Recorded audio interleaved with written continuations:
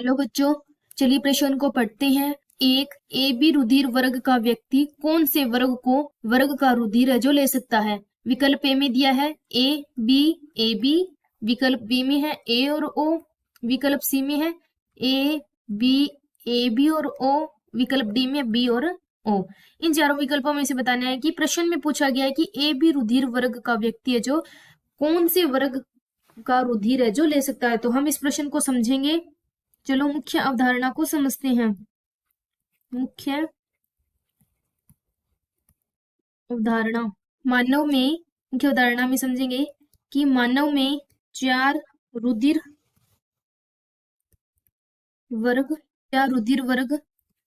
होते हैं। ए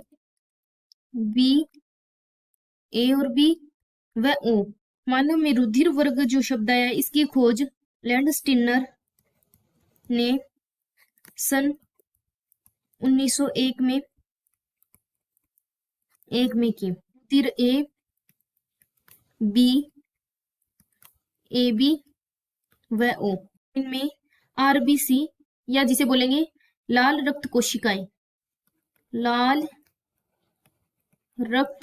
कोशिकाओं की सतह पर एक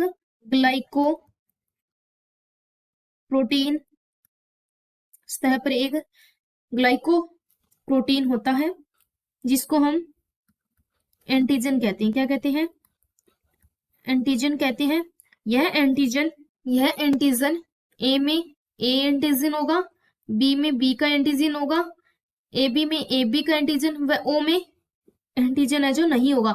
एंटीजन का अर्थ होता है कि एंटीजन वो आंतरिक और बाह्य पदार्थ है जो कि शरीर की प्रतिरक्षा प्रणाली को एंटीबॉडी पैदा करने के लिए सक्रिय देते हैं।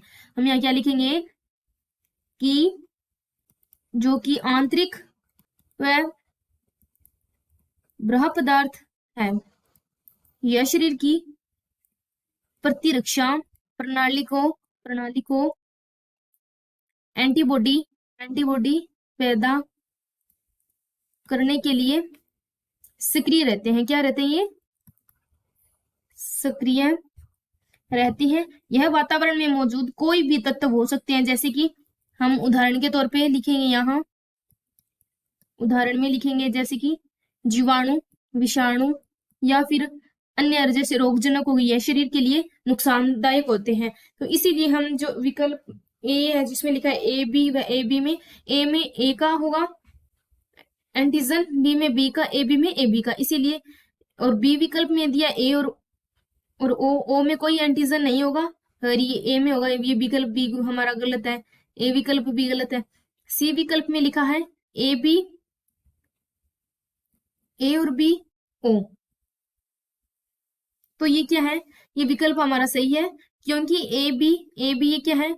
एक ए बी रुधिर वर्ग जो व्यक्ति है वह ए और बी ए बी ओ से रुधिर जो ले सकता है, इसीलिए क्या है? सर्वग्राही है, इसे सर्वग्राही भी कहा जाता है। और बी और ओ ये विकल्प हमारा गलत है। तो मुख्य अवधारणा के आधार पर हमने दिए हुए प्रश्न को सिद्ध किया है कि मानव में 4 रुधिर वर्ग होते हैं, ए बी व ओ। इसकी खोज है तो लैंडस्टीनर ने सन 1901 में की। तो मुख्य अवधारणा के आधार पर हमने इस प्रश्न को सिद्ध किया है। तो आशा करते हैं कि आपको इस प्रश्न का उत्तर है जो समझ आया होगा। धन्यवाद।